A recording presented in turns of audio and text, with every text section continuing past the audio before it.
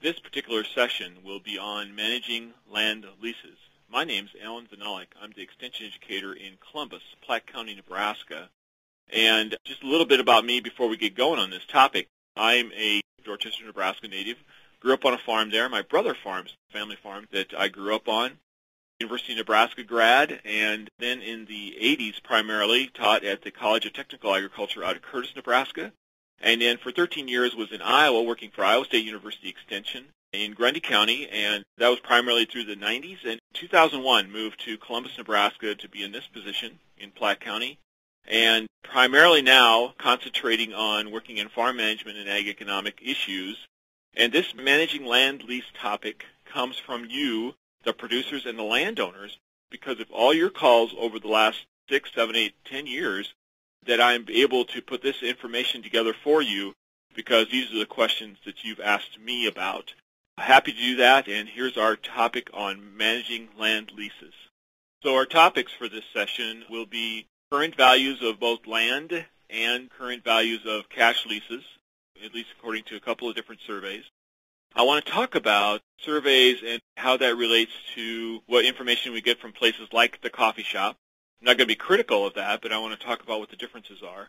We also want to spend quite a bit of time talking about the landlord-tenant communications because that strengthens the relationship, and that's really the key to this whole thing. And then I want to talk briefly at the end about other options for cash leases besides a straight cash lease because there seems to be lots of questions about that, and I want to at least expose participants in this session to what those options are. This slide here shows the change in Nebraska land values for about the last 50 years. It's interesting because it's adjusted to the year 2000. In other words, inflation has been adjusted out of this slide. And you'll note that the black line on a straight incline is the trend line for land values. You notice that there is a blue line that tends to jump on both sides of that trend line. And then there's a red line that kind of tops out the 1981 number, because that's when we had our first peak in this last 50 years, was in late 1980, early 1981, at $1,233 per acre. This is all classes of land, all adjusted to the same constant 2,000-year dollar. And you'll notice then that from 73 or 74 through 1980, we had our first bump, and now in 2006, 2007, through 2012, we have our second bump that's going clear over the trend line. And it's also interesting to note that we did not exceed the 1980 peak until between 2010 and 2011. And just remember that both of these bumps, the 1970s bump and now this last bump over the last 5 years, is caused by two really different events. The earlier bump in the 70s is caused by the fact that we were going to export corn to Russia, and so that gave us a lot of profitability in grains. So that put a lot more money into land. Now this latest bump is probably what I would call the ethanol boom. We're going to process a portion of our corn into ethanol, which created more demand for corn, caused corn prices and bean prices to go up, and gave us more profitability in farming. And so those are probably some causes to having this whole thing happen. And land values have been adjusted or increased significantly, actually have doubled over the last 5 to 6 years. So this increase in corn and soybean values and profitability in farming is reflected in the annual net farm income for Nebraska, which set a new record again last year at something like $5.4 billion. And this is by far the biggest number we've ever seen in Nebraska history. And primarily, if you look at land values, the farmers are the ones that are buying the land. There are some outside investments, but most of it is just neighbors buying their neighbors' land.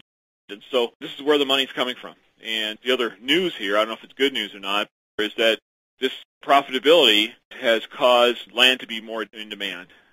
So all this put together gave us the perfect storm for this land value increase, like I said earlier, doubling in the last 5 to 6 years. The availability of money, which was illustrated on the previous slide, historically low interest rates. The big difference between now and the 70s is that in the 70s we had extraordinarily high interest rates. Now we have extraordinarily lower interest rates, so borrowing money to purchase more land is more affordable. The other factor that goes into this land value increase is the lack of land for sale. In Nebraska, typically we will have about 3% of the land coming for sale in any particular year. In Nebraska last year, we ended up with just a little over 1% of the land come for sale, And in some counties, the amount of land that comes for sale is less than 0.5% of the land coming for sale in a particular county during a specific year. So what's happening here is that you have an inelastic demand because the demand is so great, because so little land is coming for sale. That's what's causing some of this land value increase to go way above what it should be, because there's just hardly any supply available for a demand that's being boosted by profits from farming. The other thing is we've had people wanting to invest in land because returns on other investment alternatives haven't been as good. Land, historically, will return 5 to 7% on your money, but it's not as high now. It's probably 2 to 3 to 4% on your money. But 2, 3, 4% return on your investment is still better than passbook savings at 0.1%, or the stock market, which is kind of a gamble, plus or minus, depends on the year. And in other alternatives, CDs, about 1%. So land is still a good investment because it's still making some rate of return compared to our other alternatives. Now, enough about land values. We'll go on to cash rent. This is the last survey done by the National Ag Statistics Service. That's what NASS stands for. It was done last summer and was released last September. So the new information is being collected right now, actually, for this year's data that would be released. What I want you to notice here is not that the numbers are so unbelievable low for irrigated crop ground, but I want you to notice the trend. The trend is that land becomes more valuable from a cash rent standpoint from west to east, and it becomes more valuable from south to north. And so the highest irrigated cropland rent paid is northeast Nebraska, $221 an acre, according to this survey, and the lowest in irrigated in southern Nebraska, $196 in southeast, $182 in south central. So you kind of see how this is read.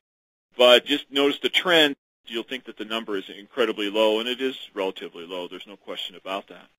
Now, this information is the cash rental rates according to the UNL survey that's done by Dr. Bruce Johnson in the Ag Econ Department every January, and it was released in early March. This is cash rental rates for pivot irrigated crop ground, and you'll see that the average in northeast Nebraska is $330 with a low of $269 and a high of $402, and it's 18% up from last year. That's the third line down. That'll be the highest number.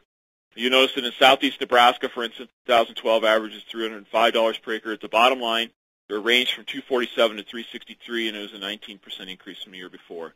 The point I guess I'm trying to make here is that these numbers are a lot higher, and they're probably more reflective of what actually might be going on. But again, the best thing that this survey does is kind of give us a trend that we're up 15, 18, 20% on cash rents from the 2011 survey to the 2012 survey. And again, the survey data is about 3 or 4 months old. The point between the last two slides is that there's a big difference between the National Ag Statistics Service, the NASS survey, and the UNL land survey. Primarily, this is due to the fact of who fills them out. Understand that the NASS survey is done every summer, and it's primarily a survey by farmers. The UNL survey is done in January and February, and primarily ag professionals fill that out. The ag professionals are primarily land managers and ag loan officers for banks, that sort of thing. People in the know on what cash rents are being paid by their customers or people that they're working with in terms of land management. And I'm not trying to insinuate by pointing that out that the farmers are arbitrarily making their rents lower. I think that what's happening is that the farmers have what I call the sweetheart deals with their relatives. And relatives want to make sure a young farmer gets started right, and so they're willing to take a lower rent. And that's okay with them because they're going to make sure their son or their brother or their uncle has a good shake at farming. So that's why I think some of those numbers are low.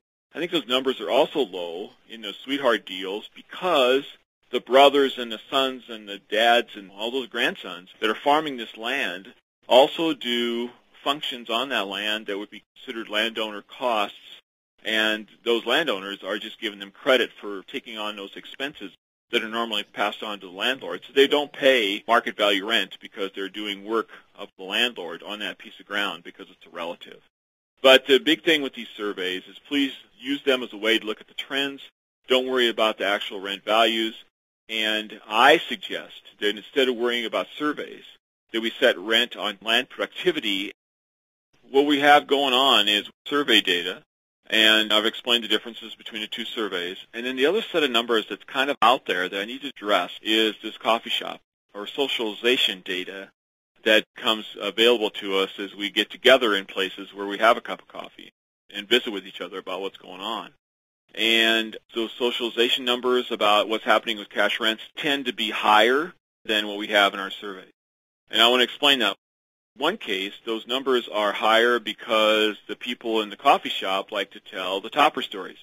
So if I had an inch of rain last night, my neighbor at the coffee shop would say, well, I had an inch 10 in my gauge, and then somebody else in the coffee shop said I had an inch 20, because everybody's going to top the next person, which could be happening with some of our cash rents. Also, you can get the fish stories where a fish is 8 or 10 inches, and the next time you tell a story, it's about 12, and the next time you tell a story, it's 15 or 16. Those numbers keep kind of inflating on their own. The other thing that happens in coffee shops is we'll get numbers that are absolutely accurate. The numbers are absolutely perfect, truthful. I call them the perfect storm. The perfect storm means that it's the perfect piece of ground in the perfect location, wanted by 2 or more deep-pocketed neighbors that don't know when to quit bidding. So those numbers get to be really big, and they're accurate because it's a really nice piece of ground. And guess what? Not everyone owns that perfect piece of ground in that perfect situation with all those neighbors wanting it. That becomes the norm, whereas that's just an aberration, clear off the scale in terms of where cash rent should be. So everybody needs to think about those things. The other thing I want to discuss here is, where do we get the crazy idea that decisions about the land asset worth hundreds of thousands, if not millions of dollars, should be based on stories that we hear from our place of socialization? In other words, we have a small business here, this asset worth hundreds of thousands of dollars, if not more, and we're managing that based on what we hear from our coffee shops. That's what I'd like to challenge people to think about. As I said a couple slides ago, I would rather have cash rent based on what we see for productivity of the ground rather than what we hear from the coffee shop, or rather than what's on a survey, because how do you know if your ground is average compared to how the person filled out the survey? So if we could do it based on productivity, that's a good way to do it. Here's how I'd like to get people in the right ballpark on this productivity thing. When we estimate cash rent, one simple way is to take about 25 or 30% of the gross corn revenue per acre and 30 to 33% of the gross soybean revenue per acre, and do some comparing there, do some balancing there, and come up with a starting point for cash rent. So I'm not saying that this is where cash rent has to be. I'm just saying here's a place to get started. So the way I work this out is, I've said on corn that 25 to 30% of the gross corn revenue should be what we consider to be the cash rent. 25% in dryland situations, 30% in irrigated situations. That's how I would look at that. So in an irrigated situation, for example, we take 200 bushel corn times $5.50 per bushel for a local elevator price for 2013. By the way, the 200 bushels an acre is a 5-year average, and you would maybe take out low years and high years and average 3, do an Olympic average. And so 200 bushels an acre as a 5-year average times $5.50 a bushel at 2013 fall elevator price gives us a gross revenue on that acre of $1,100. $1,100 times 30%, because irrigated, would give us a $330 estimated rent, a place just to start the discussions. And then on soybeans, we have soybean acres as a balance on that farm, 30 to 30% of the gross soybean revenue per acre, 30% dryland, 33% in irrigated soybeans. And again, your average irrigated yield of 60 bushels an acre times $12, kind of a fall 2013 estimated price, gives $720 gross revenue per acre there, and $720 times 33%, because it's irrigated, gives estimated rent of $238 per acre. So if we have this farm is 50% corn and 50% beans, and the corn's $330 estimated rent and beans at $238 estimated rent, we could blend that together and come up with a rent of about $284 per acre as a starting point to have a discussion about where we should be on rent for that farm. And so this is just kind of a ballpark way to get us in the right stratosphere, based on production, to come up with what cash rent might be. The total lease numbers are just crazy. They've doubled in the last 5 years, too. And doubling lease numbers in 5 years leads to greed. And if we have greed in place, that's a powerful emotion that tends to lead to less communication between landlord and tenant. If greed enters in, then one of them thinks that the other person's getting a better deal than they are, and that tends to make them clam up about what they're thinking. And I want people to understand their greed and put that aside and do the right thing. Secondly, the landlord and tenant always should have conversations about goal for the ground. And they have to do that with the long-term good of the land resource in mind. And those goals have to be set up in a way that everybody understands what's going to happen next if there's some resources to take that land forward. And I'll talk more about that in a minute.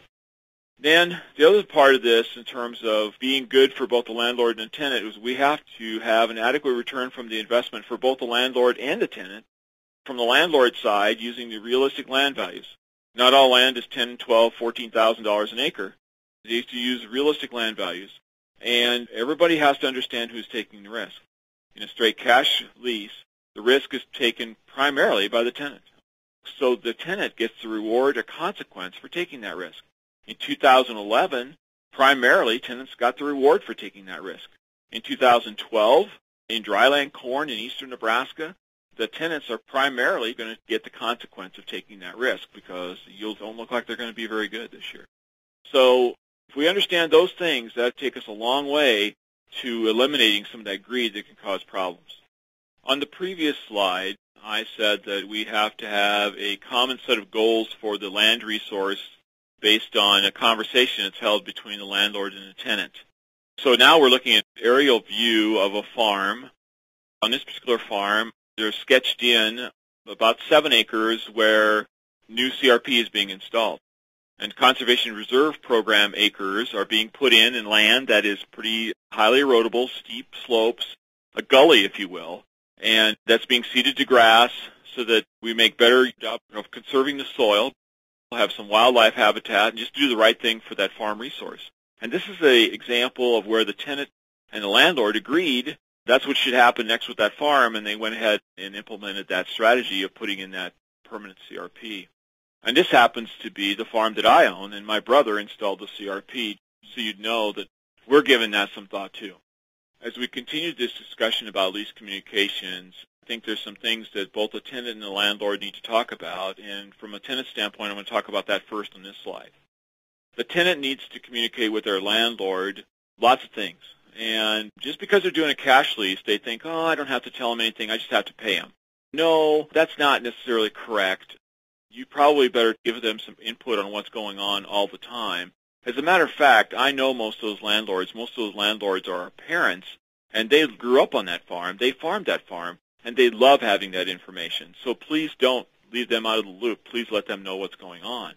Matter of fact, if you look at the bottom bullet on this slide, I'm saying report to that landlord at least once a month during the growing season. And, by the way, if you're communicating with one of the younger landlords, my age or lower, then using the cell phone to do that, maybe send them a cell phone picture, send them a text message, send them an email, just give information that way. With the older landlords, you got to give them a call, you got to go visit them, take them a plate of cookies, go see them. But for the younger landlords, slip them something electronically just to keep them updated on what's going on. I'm not going to talk about each bullet, but you can see the types of things we need to give them information on. And this year I'd be talking a lot about what's happening with the drought and what the crop looks like and that sort of thing. You know, I was talking to one landlord recently that said, I talked to my tenant, and the tenant let me know that it's really dry where my land is at. I said, should I come and look at the corn? And the tenant said, well, I really don't want to. There's nothing there. So, you know, at least the communication was going on. That's all very good. We have to be clear with the landlords about what our yields are. A lot of tenants don't want to give that information, but they really need to, so landlords understand what's going on with that piece of ground so they can base this rent on productivity. And then the other thing is tenants need to really keep landlords up to date with their expenses. This year, if we're irrigating, then we have fuel expense to deal with, but it's also things like how expensive seed is, how expensive tires are, repairs, fuel, pricing, all those things for 2012. You know, the story I love to tell is that when I grew up, tractor tires were about $400 a piece. And now tractor tires are $1,600, $1,800, $2,000 a piece. And so, you know, those prices change on us and we don't even know it. It used to be that a repair person could come to your place and start working on your tractor for about $50 to get them to walk onto the place to cover their mileage and their beginning costs. And now to get a repair person to come to your place to fix a pivot, for instance, is about $200 to $250 just to get them to show up, and then all your expenses are on top of that. Everybody wants to look at $7 corn and $15 beans, but there's a lot more goes into it than that, and tenants need to do their job of telling those stories. The landlord also has things they need to communicate back to the tenant. The landlord has to keep letting the tenant know how much their expenses have changed. Their primary expense is land taxes, but they have some other expenses that they have to cover with that land, and they should make sure the tenant knows about those things. And then there's to be clear communication between the landlord and the tenant about the expectations for the land.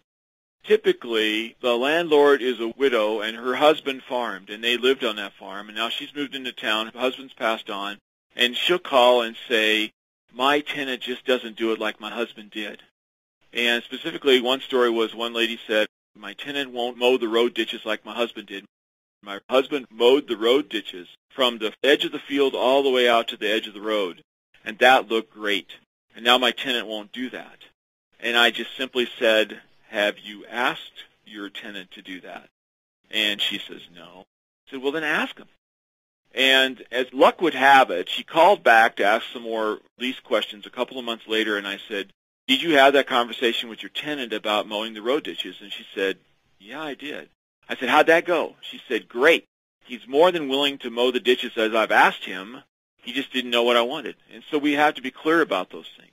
And some people in that elderly generation really stew about simple things like how the tillage is going to be handled, or how the weeds are going to be handled, or how the fences are going to be maintained, and how the ditches are going to be mowed. And they don't have a lot of other things to think about, so they just sit there and stew and stew. And for that generation, we have to make sure they're clear, that they let those tenants know what they want, and they're clear about what they want. The tenants probably will comply. They don't have a problem doing that in most cases, but they just need to know what's being requested. So communication goes both ways, and there's some examples of how it can go both ways. As we work through these lease provisions, the landlord expenses are the non-crop weed control. By the way, the non-crop weed control primarily in eastern Nebraska goes with my third bullet here, the volunteer tree control. And the tree control we have to consider is the eastern red cedar trees. And so please be careful about the cedar trees. They're the things that are kind of getting away from us the worst on most of our non-crop acres. Landlord expenses also include soil work, terraces, waterways, that sort of thing. Installing those things, the landlord expense is also for fencing and building maintenance. And as I said earlier, the tenants in some cases, especially the relative tenants, cover the costs associated with these expenses. And if they're borne by the tenant, the lease can be adjusted and usually made cheaper for those tenants, especially those relative tenants. And so that's why some of those leases look like they're sweetheart deals, but in many cases they've used sweat equity to cover some of these landlord expenses for that landlord because it's grandpa or grandma or mom or dad or whoever. So the lease provisions are very clear on who should cover these things usually, and sometimes it's the tenant rather than the landlord. We cannot emphasize enough that we should have leases in writing. It should be a written lease. If you need an example of a written lease, you can contact your extension office and get those. Most states have them. Most states in the north central region have an NCR 76 publication that works really great for getting a written lease started. The written lease will have a termination date in it and provisions for how to get it renewed. Renewing is important because you want to have that renew discussion at the same time every year. Can't wait from a tenant standpoint and have corn go to $3 and beans go to $6 and then say, okay, landlord, we got to talk about the lease. And likewise, the landlord can't have corn at $8 and beans at $16 and say, okay, now it's time to talk about the lease. We have to do that kind of the same time every year. Make sure the lease is very clear on who's paying for what, and make sure the lease has got it all written down so there's no question about what will happen.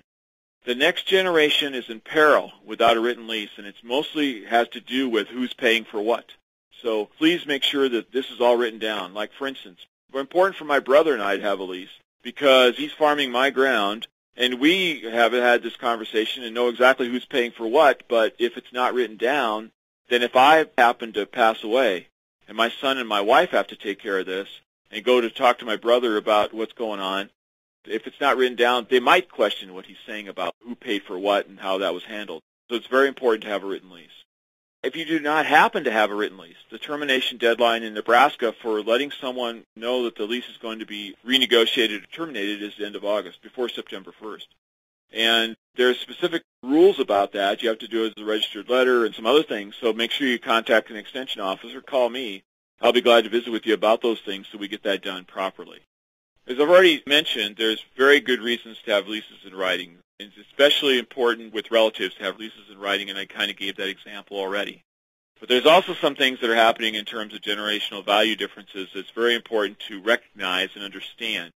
Our older generation, the matures, the people that are basically retired now and own a lot of farm ground, and they're renting all their farm ground out mostly to relatives, have a different value than some of the baby boomers, and they have different values than the Generation X's, and they have different values than the millennials. And I'm not going to take time in this presentation to talk about the differences in all the generations, but just know that there's huge differences in how people approach work. Not that anybody's lazy, but how they do their hours for work, how they approach work, when they think they need to report for work, when they get off for work. And there's huge value differences in how you view what's happening with things that you keep, things you just throw away, those kind of things. And if you read about those and recognize those, it'll help you a great deal in your communications as it relates to farm leases. And then the older generation has to have a thought or a commitment. They have to think about how they're going to commit to help the new generation get started.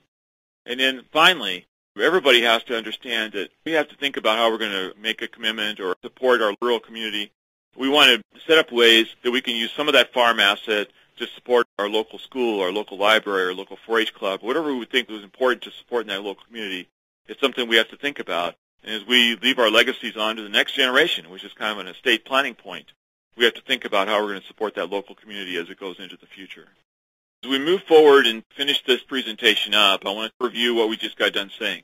The main thing is we get to our time of year where we need to renegotiate our cash lease, and that's the first time we've communicated with the landlord or the tenant that whole year. That puts a lot of strain on that communication and that relationship. So you have everything set up in place as the year goes on so that there's a clear communication, clear understanding what's going on all year long. Then renegotiating that lease becomes a lot easier because everybody's understood what happened during that year. Communications is the key. How do we manage the rent increase? How do we manage the negotiation with the landlord? Tenants are really nervous about that because they feel like they have no control over what the landlord decides, because if the landlord wants a rent increase they just simply can't manage, they'll lose the farm. The landlord will give it to somebody else that's eager to take it. And I don't know how much that dynamic changes with a drought year, but I doubt if it changes very much. I think they'll still be eager to add on land if you have that opportunity. So it's a very interesting thing to think about. But again, if we set up the communications properly, some of this stuff becomes easier. What I'm trying really hard to work on here as we talk about how we're going to handle leases is to get people to understand that there are options for just a straight cash lease. Some of the options might be modified crop share, where we take the old crop share agreement and give the landlord a lower percentage of the crop, and the landlord pays no production expense. One of the unsavory parts about the old traditional crop share is that the landlord's got their percentage of the fertilizer to pay or their percentage of the insecticide and herbicides to pay, and they didn't care for having to pay those things. Maybe they take a lower percent. They still share fully in that risk, producing that crop, and that would be a modified crop share. Another way to do this is just with a flex lease.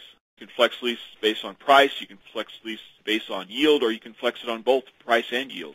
You can flex leases on lots of things, but typically it's going to be on price or yield. You have to establish a lower value for the lease. You have to establish an upper limit for the lease. I don't believe in unlimited open-ended leases. In other words, the tenant will never pay less than to cover the landlord's pocket in case there's a poor year like we're going to have this year, and the tenant will never have to pay more than to protect the tenant so he gets to reap the rewards for having a good year. And so establishing the limits, I think, is important. And then we also have to establish pricing points, and that's always difficult because hindsight is always 20/20, and people want to use hindsight to establish the pricing points. The tenants will tend to remember the lowest prices of the year. The landlords will tend to remember the highest prices of the year. So deciding ahead of time what price you're going to use and how you're going to calculate that price is an important thing to do and something that both people need to agree on. Then it just gets taken care of, and you don't have a lot of emotion going into that. Very important to consider if you're going to do a flex lease. And then another way to do this is just to do a bonus rent. Bonus rent could be calculated based on above expected yield or above expected price or above expected income. You just have to sit down and kind of hammer that out. Say if price is above $5.50, then we're going to get 15% of any part of that price times our yield, that sort of thing. You have to come up with the percentages. And the best bonus rents were just paid when warranted, meaning that in some cases, I know of a situation where a farmer went in and paid his landlord bonus rent at the end of last year, at the end of 2011. And the bonus rent was paid because he had excellent yields and he had excellent price. And the landlord was just thrilled to get that bonus on top of his cash rent. And guess what that does for the relationships between the landlord and tenant? I mean, it boosts them out of this world, and they wouldn't think of pulling that farm off of this farmer because he's done such a good job of sharing his good year with them. So we have to think about doing things that are just the right things to do, because that particular tenant felt that he was going to share that profit with that landlord. That was probably justified in that case. So in summary, we've covered lots of things here. The higher cash rents, the higher land values and why they're higher. We've talked about what's happening in the coffee shops that kind of goes into all that information. We've talked about the importance of having a written lease. We talked about the importance of communication. And I hope that everybody understands we can go a long ways if we just let people know what's going on. And the last thing we tried to talk about a little bit, and I didn't have enough time to really do it full justice, is to talk about using some kind of a flexible instrument to flex that lease, to be fair to both parties, and to share some of that risk as we go forward, because I don't think the volatility in markets or in farming is going to go away. And if we can come up with some way to share that between landlord and the tenants, I think that would just be a grand way to try and go forward. More importantly, good luck. Communicate well and have fun with this land thing. We're on a ride of our lifetime, and we have to manage it properly to have the best success for all.